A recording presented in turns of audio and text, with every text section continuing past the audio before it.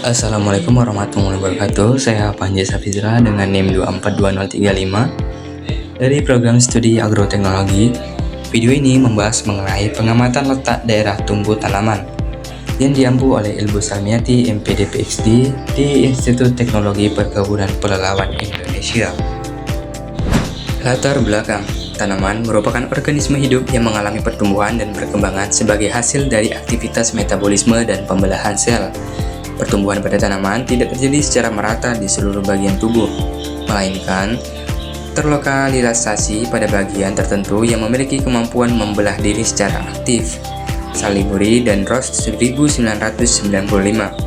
Daerah tumbuh pada tanaman umumnya tersusun atas jaringan meristem, yaitu jaringan muda yang sel-selnya belum terdiferensiasi dan memiliki kemampuan pembelahan yang tinggi. Thais et al. 2015. Adapun tujuan dari praktikum ini ialah untuk mengetahui daerah letak tumbuh, akar, dan batang pada tanaman kacang hijau. Alat dan bahan yang digunakan ialah benih kacang hijau, bak perkecambahan, gelas violet 1000 ml, gelas arloji, pinset, kertas stensil, tanah gembur, polybag atau cup, aquades, dan juga semprotan.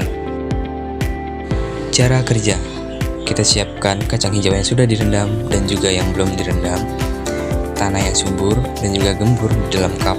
Kemudian kita basahi kertas stensil dan kita semprot secara menyeluruh.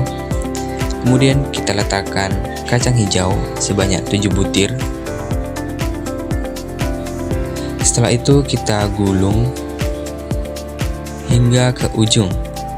Dan setelah itu kita beri nama sebagai penanda. Dan lakukan hal yang sama kepada juga kacang hijau yang belum direndam sebanyak 7 butir juga.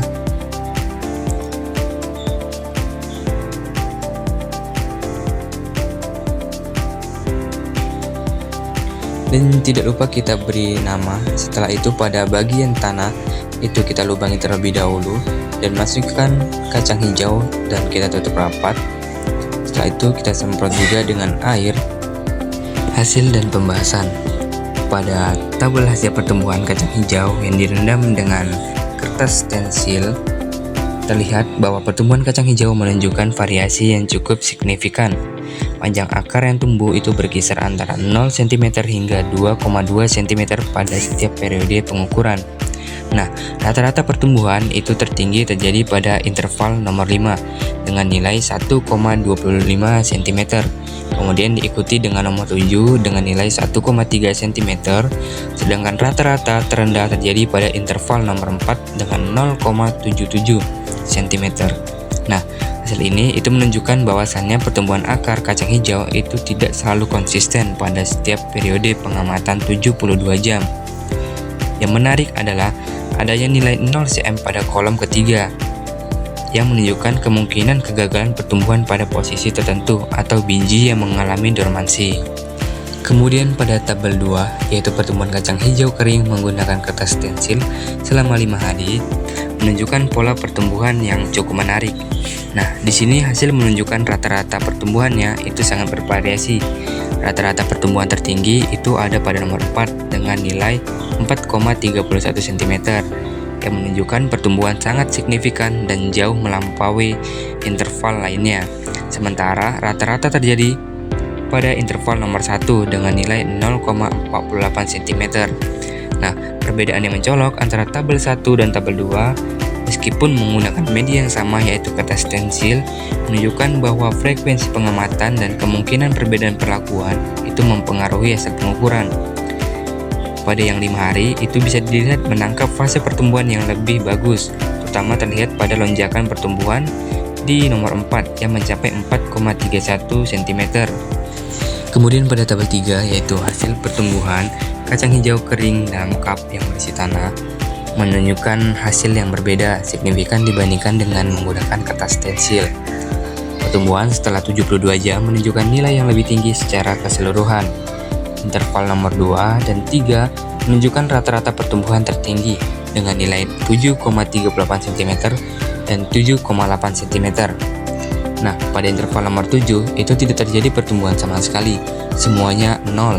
Hal ini memungkinkan disebabkan oleh kegagalan total pada saat percobaan. yang bisa diakibatkan oleh kualitas biji yang buruk, kondisi tanah yang tidak sesuai, atau kesalahan dalam prosedur penanaman. Dari ketiga tabel menunjukkan bahwa media tanam itu sangat berpengaruh signifikan terhadap aktivitas daerah tumbuh.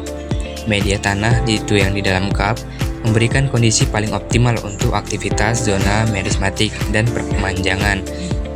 Dengan pertumbuhan maksimal mencapai 7,8 yang rata-rata. Data stensil dengan interval 5 hari itu menunjukkan aktivitas daerah tumbuh yang lebih tinggi 4,31 cm dibandingkan interval 72 jam yang hanya 1,3 cm.